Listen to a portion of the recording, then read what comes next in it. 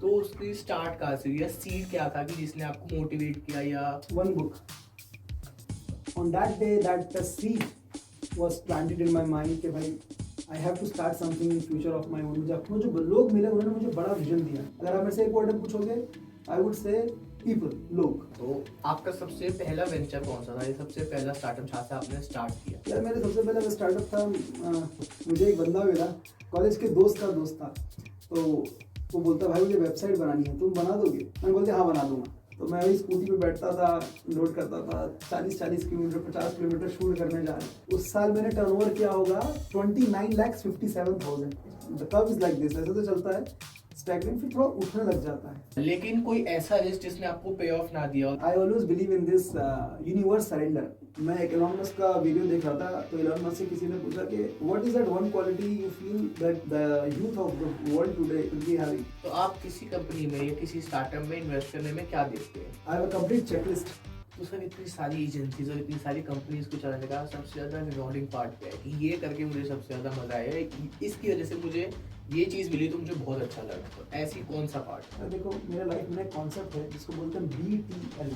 तो सर जैसे आपने अपना बिजनेस सेल्फ सफिशिएंट स्टार्ट किया, उसके बाद आपने उसको बड़ा किया, आगे बढ़ाया, तो वो बिजनेस तो बनाया, लेकिन वहाँ से मास्टर क्लास में जाना, कोचिंग साइट पे जाना, उसके लिए क्या इंस्पायर किया या वो क्यों सोचा कि पैसा. मास्टर क्लास कैसा?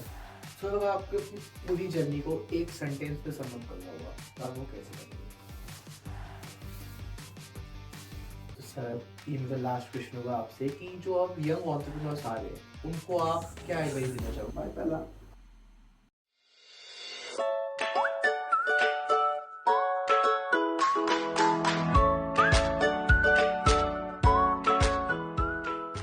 It's a great pleasure having you here, sir. So please tell me something about yourself. you have already explained a lot of things about myself that I was not even knowing about myself. Right? So, but as you rightly said that I own multiple ventures. So I own a wedding photography company. I own a wedding planning company as well. I own an agency as well for brands where we do performance marketing, and I also coach the photographers of India. I have already coached around more than 1 lakh photographers. Right now, my more area of thrill comes into understanding startups, investing in them, and then helping them grow. Right. And I have also completed my BCom honors from Kirurimal College. When I got over here, it reminded me of my old days.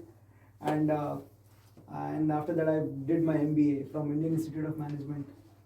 But seeing all these new initiatives by colleges, it gives me a lot more thrill that people like you get inspired, must be getting inspired when guests would come in. So that's it about you. So जैसे आपने बताया कि आपने इतना सब कुछ किया है, तो उसकी स्टार्ट कहाँ से हुई या सीड क्या था कि जिसने आपको मोटिवेट किया या? One book. So I read a book called as in 2014 I read that book, and that book name was Stay Hungry, Stay Foolish. Have you heard about that book? Yeah, sir. By Rashmi Bansal. A little bit. Yeah, so it's a story of the book has stories. The book has stories of more than 25 IIM entrepreneurs who went over there, did their graduation, post graduation, but did not go for the placements. They started something of their own. So it gave me thrill, and on that day, that the seed was planted in my mind कि भाई I have to start something in future of my own. मुझे अपना कुछ करना है. वो seed था, वो सीडिंग सही हो गई ना, तो वो माइंड में तब से बैठ गया. तो जब मैं आईएम्स गया तब भी मेरे दिमाग में था कि भाई अपना कुछ बिल्ड करेंगे और कुछ बड़ा ही करेंगे, और अभी भी बड़ाई में करने में लगे हुए. सर बड़ा कर ही रहे हैं ऑलरेडी आप. तो सर उसी पे मैं आपकी बात पे ऐड ऑन करना चाहूँगा कि प्लेसमेंट्स की बात रही, तो आपको किरोड़ीमल कॉलेज और जो आईएम ने आपको कैसे हेल्प किया अपनी आगे जर्नी को कंटिन्यू करने में? भाई देखो किरोड़ीमल कॉलेज और आईएम में ना, it is said like you know, आपने सुना ही होगा कि you are an average of 5 people around you. ठीक है, सबने सुना है कि आप जैसी संगत वैसी सोहबत वाली बात होती है. तो जब किरोड़ीमल कॉलेज गया तो मेरे पास एक दो कॉलेजेस के ऑप्शन और थे जो नॉर्थ कैंपस के नहीं थे, बट वहाँ वो वाले कॉलेजेस में मेरे बहुत दिल के करीब दोस्त थे. तो मुझे उनको छोड़ना बहुत मुश्किल लग रहा था, मुझे वहाँ पे एडमिशन मिल रहा था। But I knew that thing कि भाई मैं जिस तरीके के लोगों में रहूँगा मेरा माइंडसेट भी वैसा ही बनेगा। तो मैंने साफ फ़र्क देखा जब मैं क्रोडिमल कॉलेज गया तो, और दूसरे कॉलेजेस में था, तो समहाउ नॉर्थ कैंपस साइड की कॉलेजेस में बहुत क्रीम लेयर आती है, it is very much normal and natural. तो वो जो लोग मिले उन्होंने मुझे बड़ा विजन दिया कि भाई यहाँ से कुछ बड़ा जाना है, आईएम्स जाना है। तो आईएम का विजन दिमाग में आया। फिर जब आईएम गए तो वहाँ से कुछ और लोग मिले, बहुत स्ट्रॉन्ग, बहुत अच्छा नेटवर्क मिला। और सबसे बड़ी बात है, जब आप अच्छे कॉलेजेस में जाते हो स्पेशली आईएम्स एंड ऑल में, तो the case studies that you go through, specially those are Harvard case studies, so those actually help you to understand business in a more deeper, on a more deeper level. तो यार वो पूरा एक वो हो जाता है, इंक्लूसिव प्रोसेस है वो 2 साल का। तो नेटवर्क है, करिकुलम है, टीचर्स हैं, माइंडसेट है, बहुत सारी चीज़ें। अगर आप मेरे से एक वर्ड में पूछोगे, आई वुड से पीपल, लोग। सर जैसे ही आपने अपना पूरा एक्सपीरियंस बताया, तो आपका सबसे पहला वेंचर कौन सा था? ये सबसे पहला स्टार्टअप जहाँ से आपने स्टार्ट किया? यार मेरे सबसे पहला स्टार्टअप था मुझे एक बंदा मिला, वो बंदा मेरे कॉलेज का था और कॉलेज के दोस्त का दोस्त था। तो वो बोलता भाई मुझे वेबसाइट बनानी है, तुम बना दोगे? तो मैं थोड़ा सा पढ़ता रहता था, तो मुझे वेबसाइट बनाना आती नहीं थी, ना मुझे पता था। मैंने बोलते हाँ बना दूंगा। अब पता नहीं बनेगी कैसे, क्या होगा, मतलब कितने पैसे लगेंगे? मैंने बोला 12,000 रुपये लगेंगे। तो बोलता है ठीक है बना दो। मैंने बोला कैसी वेबसाइट चाहिए आपको? बोलता है वो तो तुम बताओगे कैसी चाहिए। तो मेरी तो हवा टाइट हो गई। मैंने कहा यार ये क्या हो रहा है, तो मैंने हाँ बोल दिया अब इसको। तो मैं घर पे गया, मैंने इंटरनेट सर्च किया, वर्डप्रेस के टेम्पलेट्स होते हैं, मैंने निकाल के उसको भेज दिए। मैंने कहा ये हो जाएगा। तो बोलता है ठीक है वाला टेम्पलेट कर देना। और उसने पैसे भेज दिए एडवांस, और मुझे वेबसाइट बनानी आने की कोई कुछ पता नहीं है। 15 अगस्त का दिन है, लोग पतंग उड़ा रहे हैं, और मुझे उसको 1-2 दिन में वेबसाइट डिलीवर करनी है। और मुझे डर लग रहा है कि भाई ये होगा कैसे। उन दिनों इतनी अकल भी नहीं थी कि किसी और से बनवा लूँ कम पैसों में और मार्जिन रख लूँ। तो मुझे लगा मैं ही बनाता हूँ।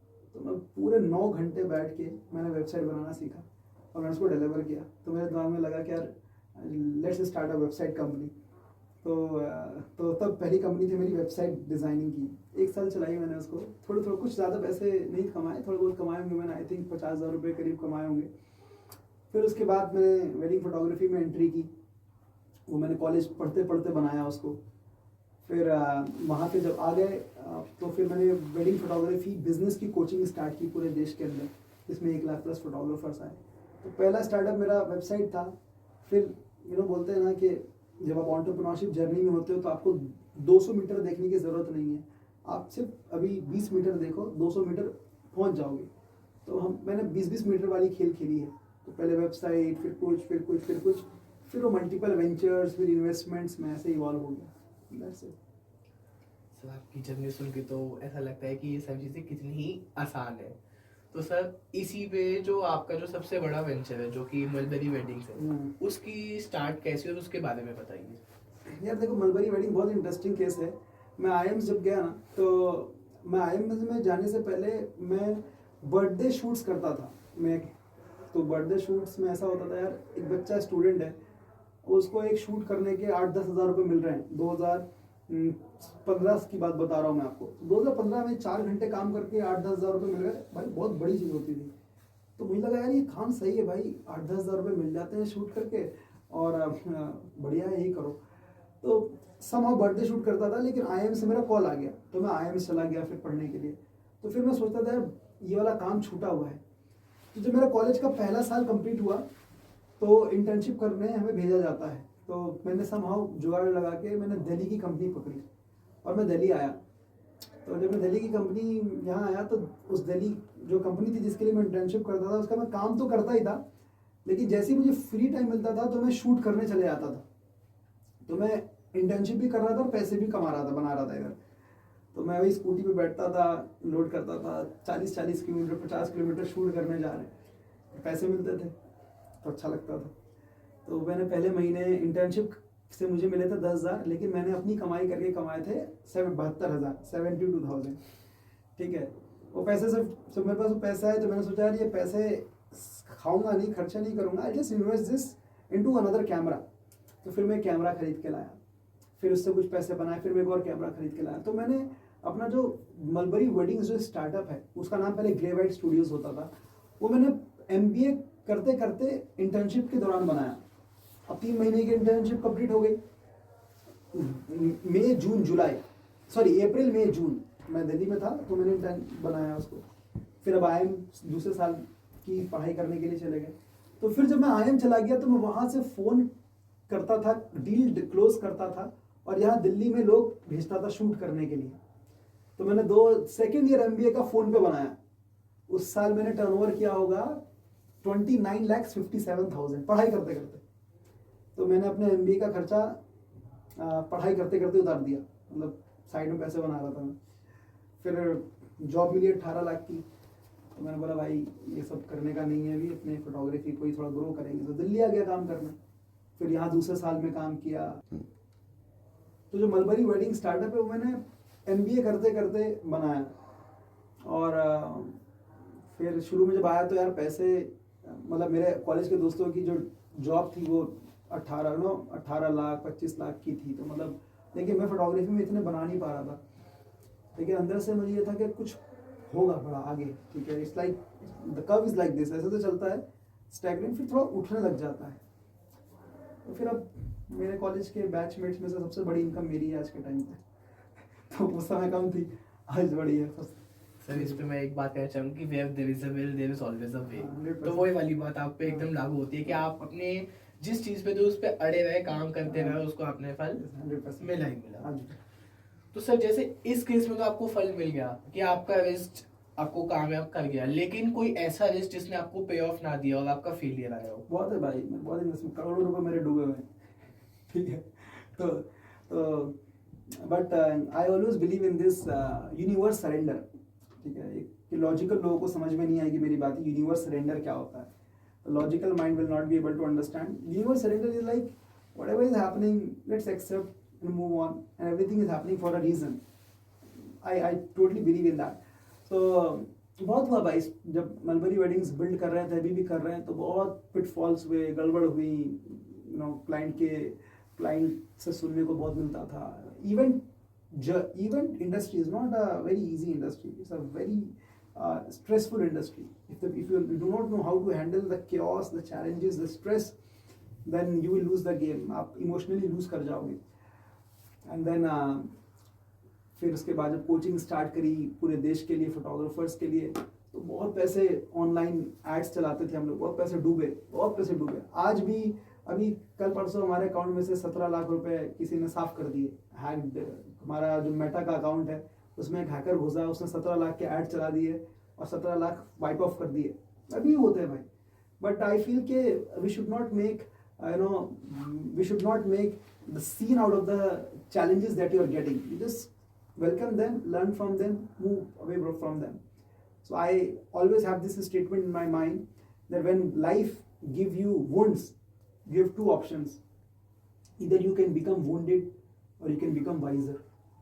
So this is how I see. I do not see challenges as challenges. I just see a part of life. That's it. Sir इतनी मोटिवेटिंग बातें सुन के काफ़ी अच्छा लगता है। तो सर जैसे आपने कहा कि आपकी जो मार्केटिंग एजेंसी थी, सर आपकी जो मार्केटिंग एजेंसी है और जो आपकी मलबेरी इवेंट्स की, जो मलबेरी वेडिंग्स की जो कंपनी है, उनके साथ में आप मिलके कैसे काम करते हो कि एक ही इंसान 2 चीज़ें या इतनी सारी चीज़ों को कैसे मैनेज करते अरे भाई, I have learned this statement that millionaires build systems but billionaires build people. ठीक है। तो I always have this billionaire mind in my mind कि मुझे नहीं करना है भाई सब कुछ, मुझे सिस्टम्स बनाने हैं, प्रोसेस बनाना है और लोगों को बनाना है, ठीक है।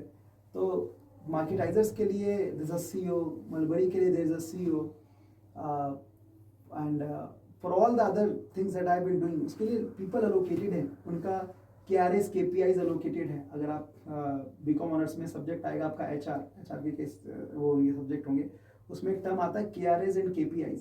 अगर आपने KRAs एंड KPIs सेट कर रखे हैं और वो ट्रैकेबल हैं और मेजरेबल हैं, ठीक है, और आप एक हाई परफॉर्मेंस ऑर्गेनाइजेशन बिल्ड करी हुई है आपने, तो ये चीज़ें चलती रहती है भाई। अभी बैठा हुआ हूँ तो सब चल ही रहा है ऑफिस में।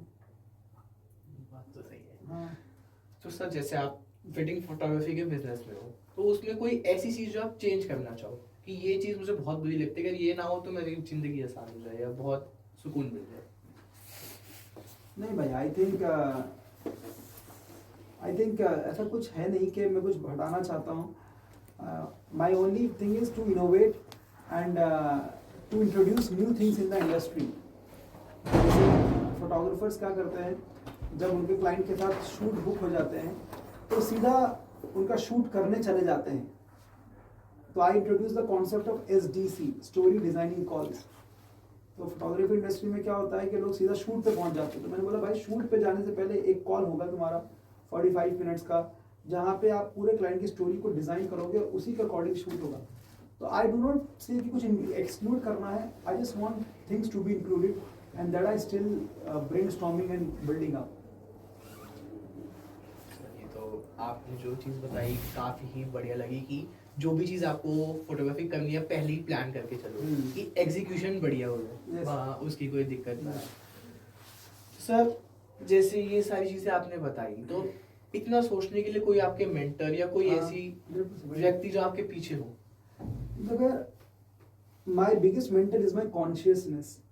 ठीक है, अभी कॉन्शियसनेस वर्ड थोड़ा डीपर है.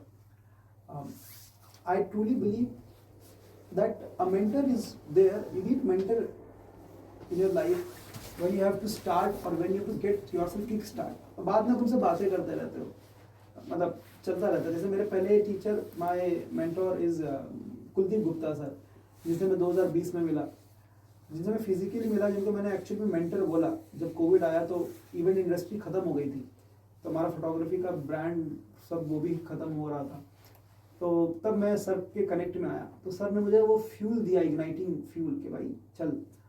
तो उन्होंने मुझे सोचना सिखाया, उन्होंने मुझे बिजनेस समझना सिखाया. तो उन्होंने जो किक स्टार्ट दे दिया तो गाड़ी चल गई. अब उसके बाद आज गाड़ी चल रही है. अब कहीं अटकते हैं तो obviously I call Kuldeep sir. But most of the times I meditate a lot. So when I am meditating or when I'm alone and in my solitude space, I get a lot of ideas. तो मुझे when I'm meditating, a lot of ideas comes to my mind, and जैसे ही वो मेरे दिमाग में आता है, I make sure कि I with my team execute those. तो ऐसा है. तो I'm a self start person, not a push start person right now.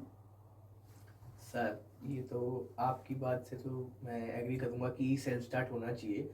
लेकिन सर आपको जैसे कुलदीप सर मिल गए, लेकिन जो बच्चे Tier 2 Tier 3 कॉलेजेस में पढ़ रहे हैं, जैसे आप Tier 1 में थे, आप IIM में पढ़े, आपके रोडी में पढ़े, तो आपका नेटवर्क बन गया. लेकिन जो Tier 2 Tier 3 कॉलेजेस में है, तो वो कैसे खुद को किक स्टार्ट करे या कैसे आगे बढ़ने की कोशिश करे?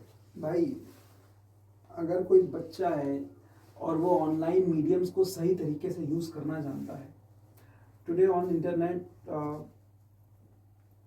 I think, I'm not sure about the numbers, but I think 70% is the content that people search is pornography. ठीक है, especially youth. So this gives me a sense of understanding that people are not using this powerful tool as something which can ignite their lives, right? They are using this in not an appropriate way. तो भाई internet पे, YouTube या किसी भी उस पर चले, भाई आज ऐसे ऐसे कम्युनिटीज़ ऑनलाइन है, बने हुए हैं कि आप Tier 2 Tier 3 का प्रॉब्लम है ही नहीं भाई. आप you just get online communities, you talk with people. मैं कम्युनिटी का हिस्सा हूँ जिसका नाम है इंटरनेट लाइफस्टाइल हब. मैं 2020 में उस कम्युनिटी में आया और मैं 2022 में जाके एक्चुअल में लोगों से मिला वहाँ से. तो वो ऑनलाइन ही चलती थी और वहीं हम रूम पे मिलते थे, बातें करते थे, पूछ होता था, we would get in touch. वहाँ से मुझे बहुत लर्निंग मिलता था. तो ये तो कहने वाली बात है, मुझे कोई नहीं मिला. भाई जिसको करना है वो कर लेगा भाई, मतलब कुछ ऐसा है नहीं. तो बहाने देने वाली बात है कि मेरे पास नहीं है. भाई अगर एक अंगूठा छाप आदमी बैठ के करोड़ों की कंपनी बना देता है, जिसको साइन करना नहीं आता, तो बहुत लोग हैं हमारे देश के अंदर. ठीक है, या एक ऐसे लोग जिसके घर में ना मम्मी ना पापा ना कोई, फिर भी बंदा कुछ बड़ा बिल्ड कर गया. तो भाई आई ट्रूली सी दैट कि जिसके अंदर चाहे वो करके निकल जाएगा. Otherwise people will just give excuses. मैं तो बोलूँगा कि माइंडसेट का प्रॉब्लम है स्टूडेंट्स के अंदर. ठीक है, ऑनलाइन सारे कोर्सेज आपको मिल जाएंगे, कम्युनिटीज़ मिल जाएंगी, क्या नहीं है आपके पास. ठीक है, आप घर बैठ के सिर्फ इंटरनेट कनेक्शन लगा के सब सीख सकते हो, कर सकते हो. I think this is just a matter of willingness rather than saying कि we do not have the resources. जी सर, बहुत एकदम सही बात की आपने, जिससे मैं ट्रूली एग्री करता हूँ कि अगर आपकी विल होगी तो आप करेंगे, नहीं होगी तो नहीं करेंगे। सर जैसे आप आईएम से थे, आईएम में काफ़ी सारे लोगों के पैकेजेस लगते हैं जो आउट ऑफ द कंट्री जाते हैं, अब्रॉड जाते हैं, उसकी वजह से जो ब्रेन ड्रेन होता है, तो उसके लिए आप क्या कहेंगे कि ब्रेन ड्रेन का जो इंडिया पे इफेक्ट है उसको कैसे कम कर सकते हैं? This is something very beautiful that you asked. Mm, I'm really not sure कि अभी कितना percentage of people are going to out of the nation, and this is what you are sharing is truly right. And yes, there's a loss which happens in this entire process. I feel that people need to be educated and get more aware that even if they are going outside the nation, they should be able to absorb how does the other nations work. I think the education system needs to be focusing more on this in terms of their curriculum. So what happens is that बचपन में मैं एक बार scooty से drive करके आ रहा था, तो कुछ बच्चे दिखे मुझे फुटपाथ पे। तो दिल्ली में क्या होता है ना, लोग जब जाम लगता है तो फुटपाथ पे गाड़ी चढ़ा देते हैं, तो वहाँ पे भी स्कूटी चढ़ा दी बच्चों ने, लोगों ने, और मैं भी चढ़ा हुआ था। तो स्कूल की बस से बच्चे उतर रहे थे, तो उन्होंने जब देखा फुटपाथ पे लोग स्कूटी चढ़ा रहे हैं, बाइक चढ़ा रहे हैं, तो बच्चे फुटपाथ पे जाके चढ़ा गए, बोले यहाँ से गाड़ी नहीं जाएगी, यहाँ से गाड़ी नहीं जाएगी। And I was very mesmerized to see that. I saw 4 बच्चों को ये कैसे पता है कि फुटपाथ पे गाड़ी चलाना इज नॉट गुड, मतलब is not good thing. Then I understood कैसे, then I got my answer कि इनके करिकुलम में इसको डाला गया है। अभी बच्चों के माइंडसेट में ये चीज़ आ गई है, यस और नो हैपन। तो बचपन में जो सीडिंग हो गई वो बच्चों के माइंड में रह जाती है।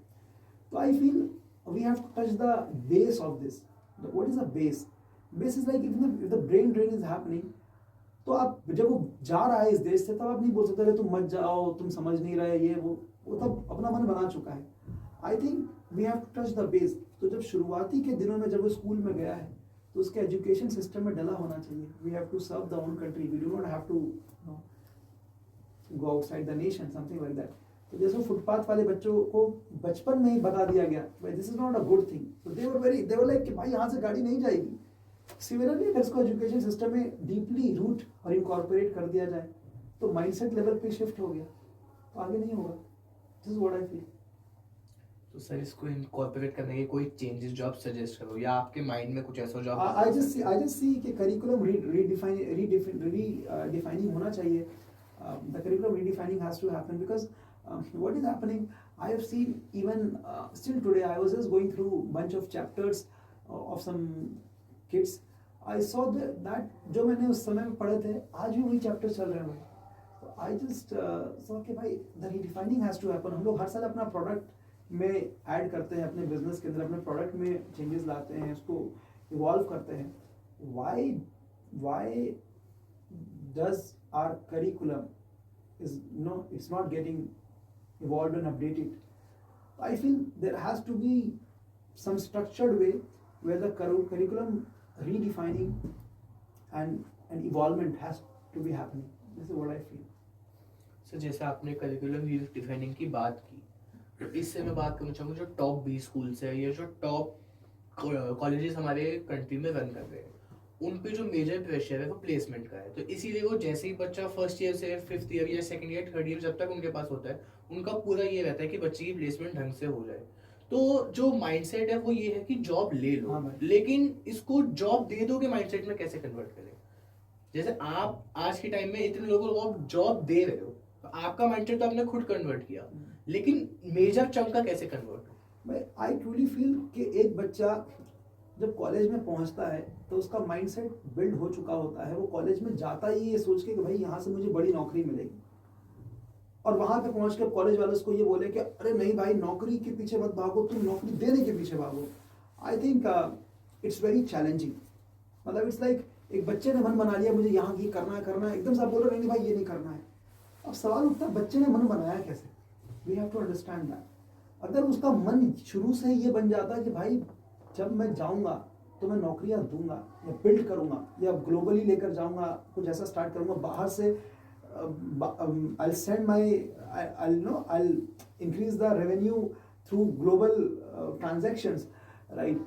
तो वो बच्चे का मन बना कैसे? वो बच्चे का मन बनता है उसके शुरुआती दिनों के कल्चरल नर्चरिंग में. So when the child is in the initial days, when the child is going to school, or most of the time when the child is spending his or her time with the family, तो family का relevance and importance यहाँ पे आता है कि family क्या कर रही है आसपास. हमारे इंडियन मिडिल क्लास घर में क्या बात होती है भाई? वहाँ पे यही बात होती है ना कि भाई पढ़ लिख के सेट हो जाओ, कहीं पे लग जाओ, कहीं पे नौकरी लग जाए, ठीक है. उनसे ज़रा पैसों की बात कर दो बड़ी, तो उनको वो हमारे घर में ऐसी बातें होने लग जाती है, अरे इतने मत उड़ो, ठीक है, इतनी चादर उतने पैर फैलाओ, ज़्यादा पैसा अच्छा नहीं होता है, पैसा इंसान को बिगाड़ देता है, नौकरी पाओ, सुखी ज़िंदगी जियो.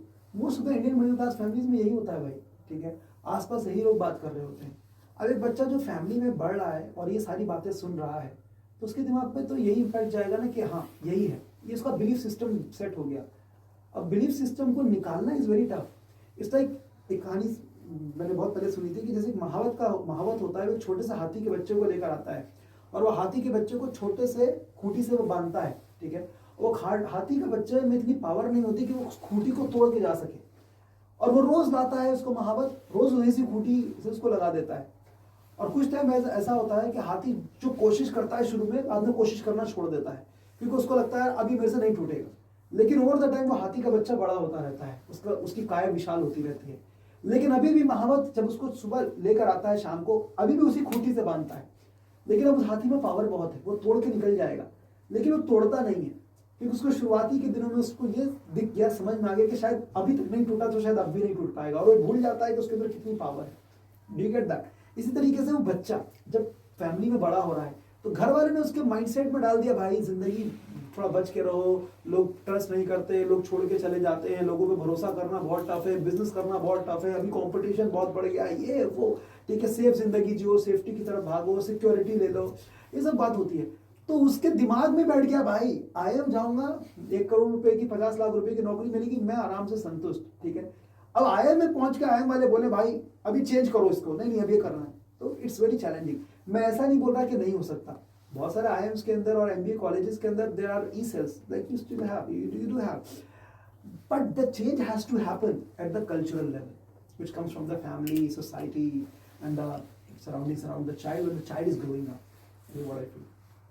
सर आपने बोला कि माइंडसेट चेंज होना चाहिए, मैं उससे ट्रूली एग्री करता हूँ कि माइंडसेट चेंज होगा तो होगा, लेकिन एक पॉइंट ये भी तो है कि ईज ऑफ डूइंग बिजनेस नहीं है इंडिया में. जी. सर आप कहीं पे भी जाओ करप्शन होती है, अंडर द टेबल टॉक्स होती है, 5 लाख दो तो ये चीज मिलेगी, लाइसेंस मिलेगा, या एक लाइसेंस लेने में ही 100 ऑफिस के चक्कर लगाने पड़ जाते हैं. कितनी चीजें तो यही होती है. तो शुरू में आपको लाइसेंस, अच्छा ठीक है ओके. या कितनी बार होता है कि एक जो पॉलिटिक्स वाला आदमी है वो आपकी मदद करेगा, लेकिन दूसरी पार्टी का तो वो नहीं करेगा, वो बोलेगा कि ये मेरी पार्टी का नहीं है, मैं इसकी मदद नहीं करूंगा, ये मेरी पार्टी का नहीं है, मैं इसकी मदद नहीं करूंगा. तो उसमें जो बिजनेसमैन है वो पिसता है. तो वो कैसे इस चीज से अलग होएगा? भाई आई स्टिल फील इंडिया में ब्रांड्स बने हैं, बिजनेसेस स्टार्ट हुए हैं, लोगों ने छोटी छोटी सीड कैपिटल से किया है. I can come to this very simple thing. Is it impossible to do business in India? No. You are saying it is not impossible. अगर इंडियन गवर्नमेंट बोल दे कि ये हो ही नहीं सकता है, हम नहीं करने देंगे बिजनेस, तो मैं बोलूँगा ओके अब तो रास्ते ही बंद हुए. But a lot of people have build their business already. तो अगेन आप ही ने बोला कि भाई जहाँ चाहे वहाँ रहा है, जिसको निकालना हो भाई जाके निकालेगा. लोग निकाल चुके हैं, नेटवर्क के through घुसेगा. When you truly want something from this universe, it will happen to you. ऐसा हो ही नहीं सकता भाई, इम्पॉसिबल हो. अभी हमारे अकाउंट में 17 लाख रुपए वाइप हुए कल परसों, ठीक है, हैकर ने उड़ा दिए, ठीक है. बट थोड़ी देर के में झटका लगा, but I am very chill right now because I truly feel कि ये पैसा तो वापस आ जाएगा और मैं लेकर आ जाऊंगा, ठीक है. Because I have that will कि ये तो लेकर आऊंगा मैं, चाहे कुछ भी हो जाए, ठीक है. और वो हो रहा है, होता हुआ दिख रहा है प्रोसेस. तो भाई इट इज नॉट अबाउट कि नहीं होता है, इट इज अबाउट आप कितना दिल से चाहते हो. So if your longing is hard enough, ये जो चाहत है बहुत स्ट्रांग है, it will naturally come to you. If the longing is hard enough, it will come to you. The problem is that you are not longing for that thing hard enough. मैं सच बता रहा हूँ आपको, बोलना बहुत आसान है सर, बहुत ease of doing business नहीं. अरे भाई अगर ease of doing business नहीं है तो लोग बिजनेस बना कैसे रहे? कोई तो रास्ता होगा। क्या सबके पास सिल्वर स्पून ही है? The answer is no. बहुत सारे लोगों ने स्क्रैच से बिल्ड किया है। कैसे बिल्ड किया है भाई? There must be some way, you need to figure out that way. I do not agree with the fact ease of doing business नहीं है। I feel people have been building business, you can also build business. This is what I feel. Sir काफ़ी मतलब बढ़िया बात लगी कि आपने एकदम कॉन्ट्रोडिक्टरी ओपिनियन दिया, या जैसे लोग बात करते हैं उससे बिल्कुल हट के बात की, और एकदम अलग इमेज पोर्ट्रे की आपने अपने ओपिनियंस की। तो सर जो बडिंग एंटरप्रेन्योर्स हैं, जो 11th-12th के बाद या कॉलेजेस के बाद सोचते हैं कि हम आगे बढ़े, तो उनके लिए कोई फंडिंग या कोई ऐसा प्रोग्राम जो आप ऑफर करते हो, या कोई चीज़ जो आपने सोच के रखी हो? भाई आई ट्रूली फील कि फंडिंग की जरूरत नहीं है भाई। मतलब अनलेस एंड अनटिल आप बोलो भाई मुझे आज, आप कॉलेज 12वीं क्लास से निकला, बोलो मुझे 100 करोड़ की फंडिंग ले आओ या 10 करोड़ की फंडिंग ले आओ, मुझे कुछ बनाना है। I feel that's not a very wiser way. I feel you should take step by step system. Even if you take the example of Ritesh Agarwal who built Oyo, he even if he got funding, before that he went to that particular thing, Thiel Fellowship. He learned over there. So I feel या तो तैयारी बहुत strong करो फिर जाओ बड़ी funding लेने, या फिर तैयारी स्ट्रॉन्ग नहीं है तो छोटी छोटी चीजें करके सीखो। लेट से आप एक एजेंसी स्टार्ट करना चाहते हो, तो आप बोलोगे मैं आज ही से एजेंसी बनाऊंगा। आई फील यार कि आप बिल्ड कर सकते हो एजेंसी फर्स्ट डे से, but I feel the more wiser way is कि आप फ्रीलांसिंग से स्टार्ट करो, थोड़ा ऑनलाइन जाओ। बहुत सारी वेबसाइट है जहाँ पर आप अपनी सर्विसेज को डाल सकते हो और छोटे से स्टार्ट कर सकते हो। मेरी बहन मेरे से 9 साल छोटी है और she has done just completed her college, right, and she went to Fiverr. वहाँ पर उसने वीडियो एडिटिंग का कुछ डाला और उसको गिग्स आने लगी, उसने उससे पैसे बनाना स्टार्ट किए, थोड़े पैसे जमा कर लिए। पैसे जमा करना तो बात की बात है, लेकिन एक्सपीरियंस हो गया कि कैसे चलता है। अब कल के टाइम पे जब वो एजेंसी स्टार्ट करेगी तो उसको पता है चीज़ें कैसे होती हैं। तो आई फील भाई मैंने अपना एंटरप्रेन्योरशिप का जर्नी भाई 2000 रुपये से स्टार्ट किया है। देखिए मेरे पास कैमरा भी नहीं था। मैंने कैमरा क्या करता था, 2000 रुपये जब मेरे पास थे तो मैं मार्केटिंग करता था। मुझे 2000 रुपये से मैं मार्केटिंग फंड्स में लगाता था। कैमरा में रेंट कर लेता था पीछे से जाके, 1000 रुपये में कैमरा मिल जाता है प्रोफेशनल, 1000-1500 में। तो मैं I think this virus that has got into people mind is कि भाई फंडिंग चाहिए। I think this all totally bullshit. I totally feel about that कि ये सिर्फ आगे ना बढ़ने के अपने आप को बहाने देने हैं, रीजन देने हैं। जिसको जुगाड़ लगाना है वो करना है, वो कर लेगा, ठीक है। एंड आई फील कि तैयारी ऐसी करो कि फंडिंग लेने जाओ तो सामने वाले बोले बंदे में दम लग रहा है तो उसको फंडिंग दे दो। अदरवाइज छोटे छोटे बेबी स्टेप लेके बढ़ो भाई, और एक्सपीरियंस प्लस पैसा जो बनाओगे उसको एक्यूमुलेट करके स्टार्ट करो। मेरे पास 2000 रुपये थे, एक क्लाइंट आया, पहले मैं ही शूट पे जाता था, शूट करता था, तो मेरे पास 72,000 का फंड आया, कैमरा ले आया, फिर से और थोड़े पैसे जो कमाए थे वो फिर से मार्केटिंग में डाले, फिर और क्लाइंट्स आए, फिर और पैसे इकट्ठे हो गए, फिर एक बंदे को बिठाया मैंने, भाई अब तू ये काम कर, उसको सैलरी देना स्टार्ट करी, फिर मैंने और काम किया। तो ऐसे से बनता है भाई। This is what I feel. तो सर जैसे आपने बोला कि 2000 रुपये से आपने स्टार्ट किया, तो सर किसी भी बिजनेस में या एंटरप्रेन्योरियल माइंडसेट के अंदर जुगाड़ का कितना बड़ा काम होता है कि भाई, ये जुगाड़ अगर मैंने भाई कर जुगाड़ लिया चलता तो रहता है भाई। जुगाड़ भी मैं आ रहा था तो मैं क्या सोच रहा था, मैं एक एलन मस्क का वीडियो देख रहा था, तो एलन मस्क से किसी ने पूछा कि what is that one quality you feel that the youth of the world today should be having. He said first principle thinking. Now this is very mesmerising when you here about it. So what is this first principle thinking?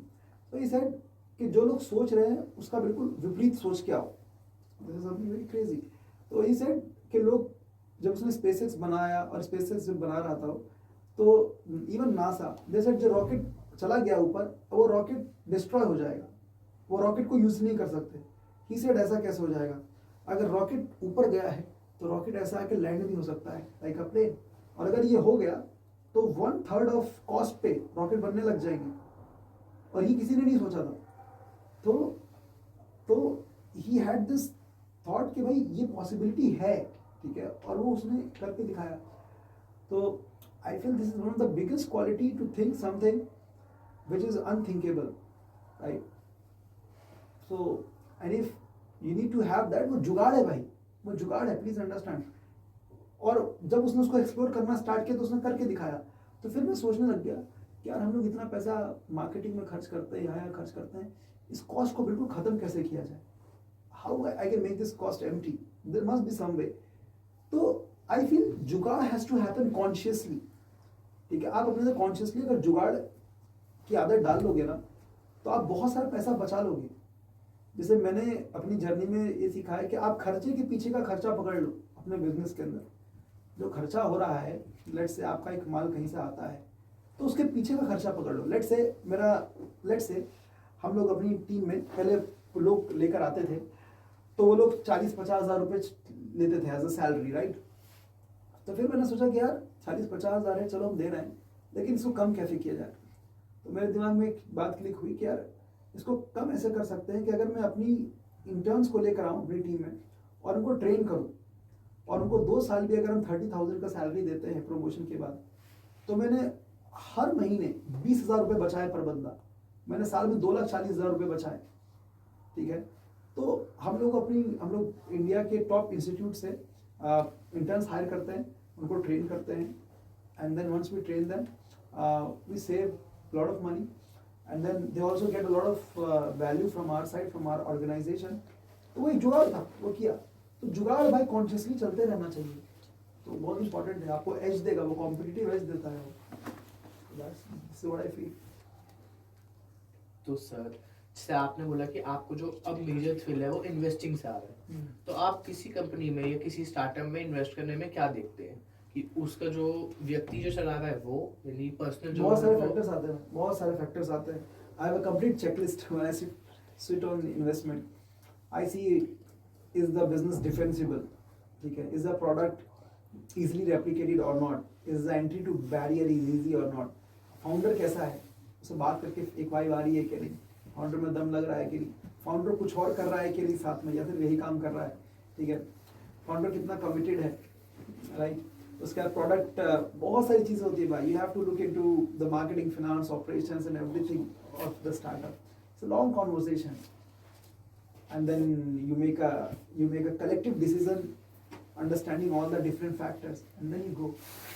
बहुत factors है, it's not one thing, multiple factors।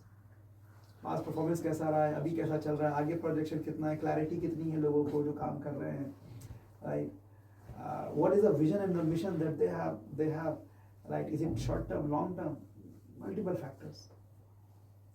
तो sir, आपको कोई ऐसी investment जितने आपको multi bagger returns आज तक दिए हो, और वो आपने कैसे फाइंड आउट की? नहीं यार, मल्टी बैगर रिटर्न्स नहीं आए अभी मुझे। I have just started to invest, I think few years back only. everything is into the process, I have not taken any exit from anywhere, right। And some of them are struggling as well, but the thing is that I'm learning a lot in the entire process। तो अभी multi bagger returns आए नहीं भाई, but I am sure it will come.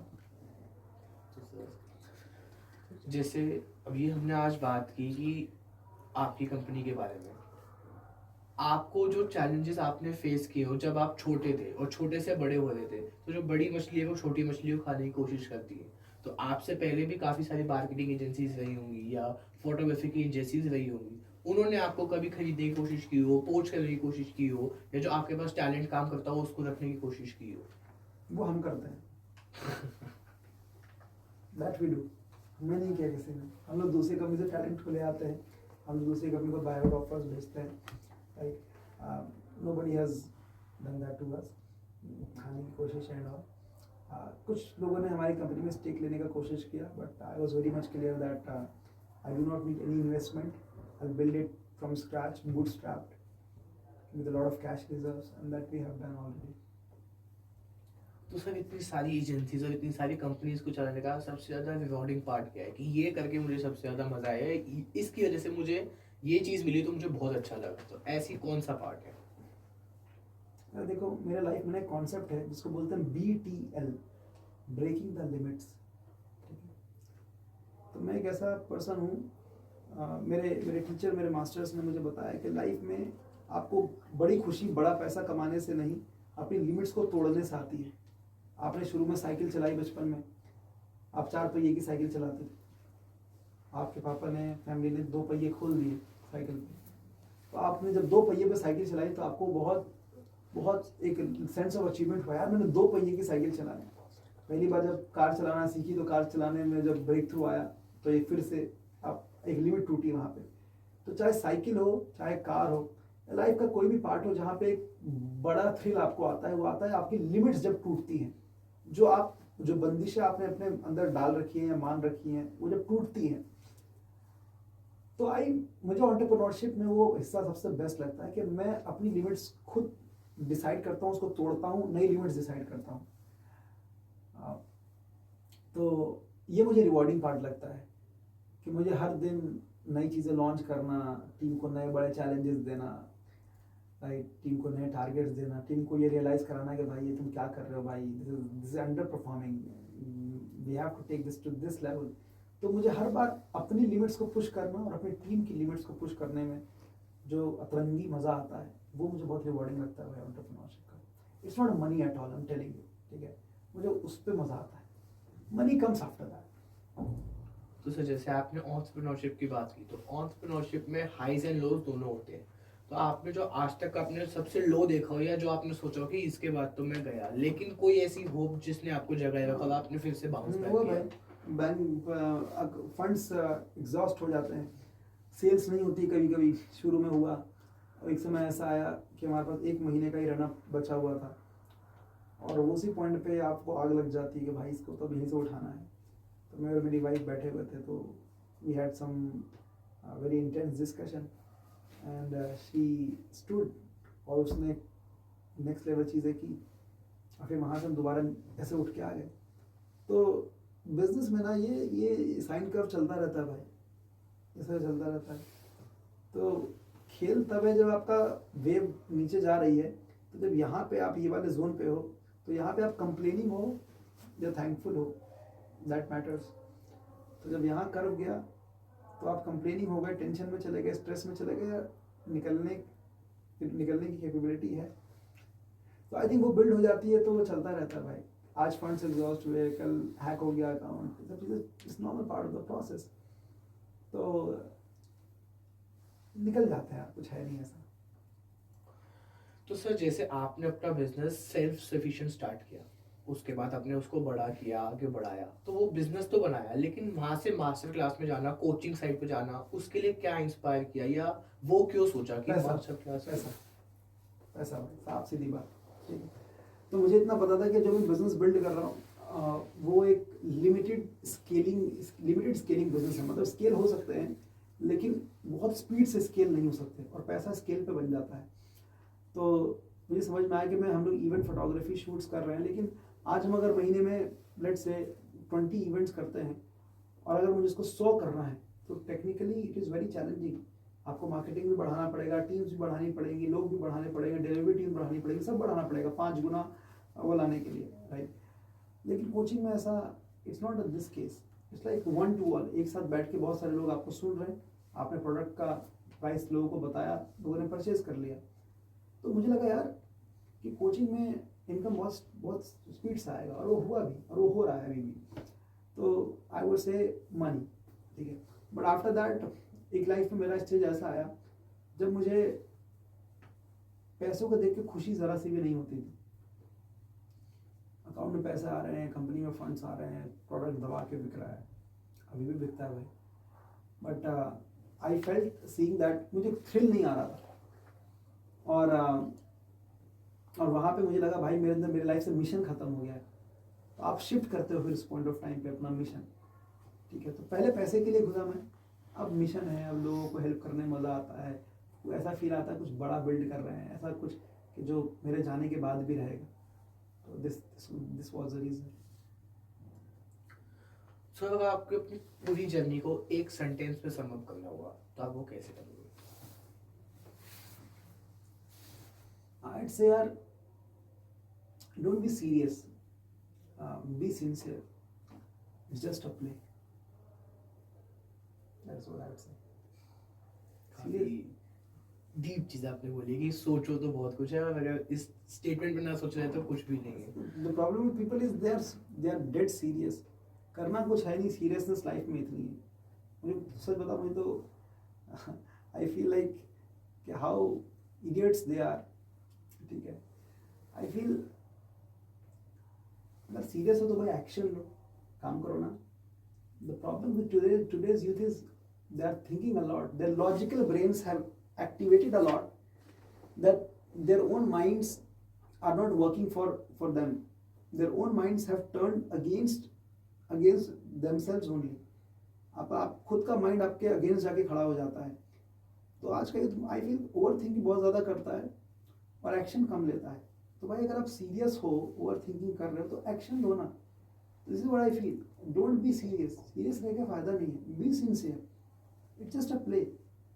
आज से मैं college के दिनों की बात याद करूँगा. मुझे जब मैं देखता हूँ जिन बातों की मैं टेंशन लेता था, आज हंसी आती है सुन के. तो लगता है खेल था वो, तो इतना क्या टेंशन लेना था छोटी सी बात पे. तो आज जब भी लाइफ में कुछ उथल पुथल चल रही होती है, मैं सोचता हूँ भाई सब खेल है, क्या टेंशन ले रहा है. ठीक है. And once you learn to see everything as a play, then life gets more joyful. ठीक है. It's more chill. It's more at calm, ease, peace. This is what happens. कि मतलब सर ये तो वही बात है कि पीस से पीस जोड़ते जाइए, पूरी फोटोग्राफ अपने आप बन जाएगी. हाँ. तो सर आपकी आज तक की जर्नी में स्पिरिचुअलिटी का या गॉड का क्या रोल रहा है, कि आपने सोचा हो कि भगवान ये करते हैं तो इसीलिए मैं हूँ, या भगवान की किसी ऐसी कोई चीज़ कि हाँ स्पिरिचुअलिटी का कोई पॉइंट जो आपको बहुत लगा हो कि ये चीज़ हुई, या कोई स्पिरिचुअल ऐसा आपके साथ हुआ कि जिसके बाद आपका माइंड का पर्सपेक्टिव चेंज हो गया? भाई मेरी लाइफ सिर्फ स्पिरिचुअलिटी से ही चलती है. मैं लॉजिकल आदमी नहीं हूँ. मेरी पावर सिर्फ इट कम्स फ्रॉम डिवाइन. आज कल भी रात को मैं आई वॉज डूइंग चैंटिंग ओम नमः शिवाय. I was chanting. I chanted for almost I think 25-30 minutes. I chanted. तो मेरा बिजनेस, मेरी एनर्जी आती वहीं से है. मेरी लाइफ से आप मेरी साधनाएं खत्म कर दोगे तो मेरा सब कुछ चला जाएगा. ना रिलेशनशिप, ना बिजनेस, ना लाइफ. तो I think I have learn, if you are building something, you have to have a sense of spirituality in that. You have to have the love in that. Otherwise it will become totally dry. There will be no juice in that. So spirituality on what I operate on the foundation level. After that my logical mind comes into the picture. तो sir ये मेरा last question होगा आपसे कि जो आप young entrepreneurs आ रहे हैं उनको आप क्या एडवाइस देना चाहोगे कि वो आगे कैसे बढ़े और अपने आप को कैसे बिल्ड करें? भाई पहला खूब सीखो भाई. अपने आप को कैपेबल बनाओ. आज भी मैं सीखता हूँ. आज भी मैं किताबें पढ़ता हूँ, ऑडियो बुक्स, वीडियोस, क्या क्या करता हूँ मैं. ठीक है. उसके बाद भाई डर को भगाओ. डर का कोई लाइफ में फ़ायदा नहीं है. डरने से कुछ नहीं होता. डर इज जस्ट इमेजिनेशन. ठीक है. और third I say take action and take massive action. करते चलो बस. These all 3 things I would just suggest. That's it. Sir thank you very much कि आपने अपने इतने इंसाइटफुल एक्सपीरियंसेस हमारे साथ शेयर करे, हमको इतनी सारी चीज़ें बताई, और हमारे जो लिसनर्स हमें सुन रहे हैं उनके लिए इतनी बढ़िया बढ़िया एडवाइसेस दी कि जहाँ से आपने 2000 रुपये से शुरू किया और इतनी बड़ी कंपनी बनाई और आज आप एक इन्वेस्टर हैं. तो एक काफ़ी ज़्यादा इंस्पायरिंग और मोटिवेटिंग स्टोरी है आपकी. So sir thank you very much कि आप आज यहाँ हमारे साथ आए. And for our listeners, be motivated और बढ़िया से काम कीजिए, सोचिए, और होप करता हूँ आपको हमारे आज के गेस्ट बहुत अच्छे लगे होंगे. So till then keep dreaming, keep hustling and see you. Goodbye. Thank you.